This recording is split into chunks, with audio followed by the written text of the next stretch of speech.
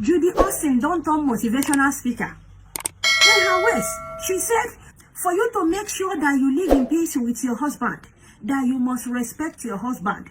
It's respect that leads to love. And in that respect, once you have respect for your husband will love you and you will live in peace. All right, my wonderful people.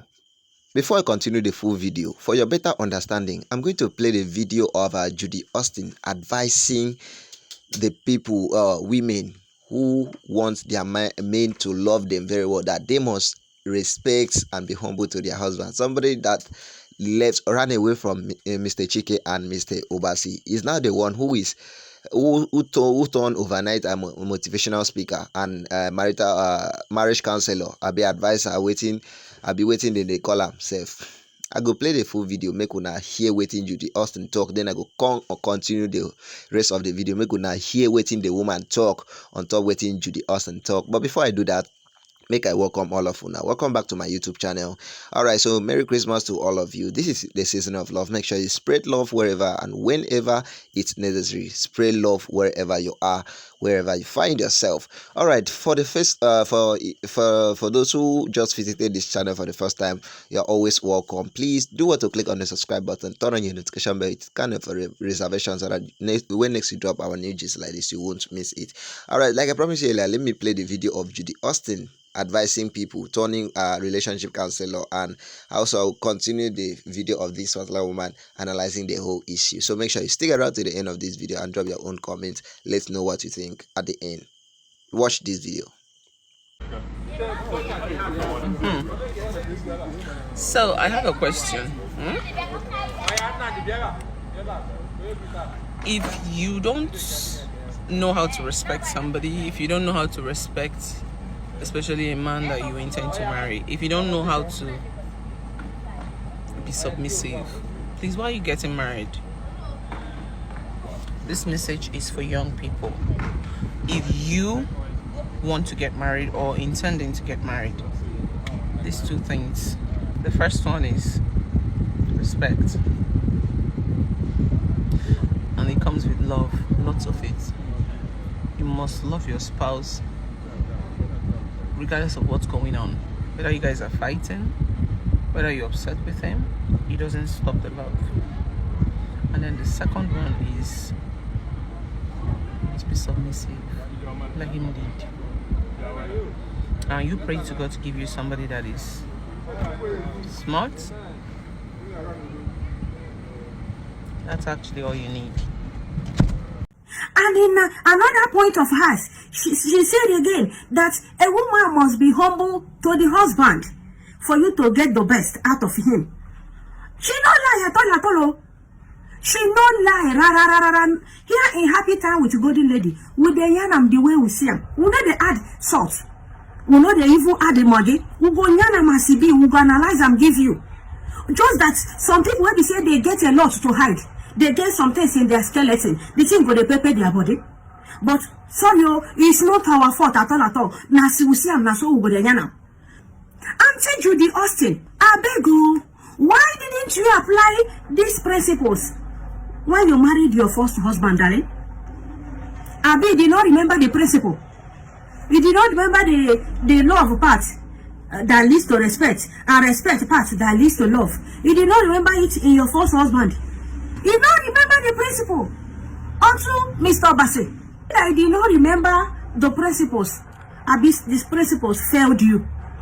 Now, question I ask, because if truly you are aware of these principles, you didn't remember to apply it during your first husband's tenure. What about the second husband, Mr. Obasi? Why didn't you apply these principles when you were living with Obasi? If you had remembered those principles and you applied it with Obasi, why didn't you work with Obasi? How come it's now that you jump to you, Ledoshi, another person's husband, you jump onto him, and from there you suddenly remember those principles and you began to apply them? Say that you turn motivational speaker. You have to respect your husband. You have to love your husband. Respect leads to love. You got to submit to your... Did I tell you Mel wasn't submitting to the husband? Mel was not humble to the husband. Did I tell you that? See, even a sheep that is always very humble and calm, There is a way you push that ship to the wall. It got to react. Yes, everybody gets his own water for body. The gentle ones get their kutu. The whole type also get their water. You do unto others what you want others to do unto you. Now you're giving married women principles they got to follow for their marriage to work. And let it go. Now they bring to win. Now question, they bring the answer.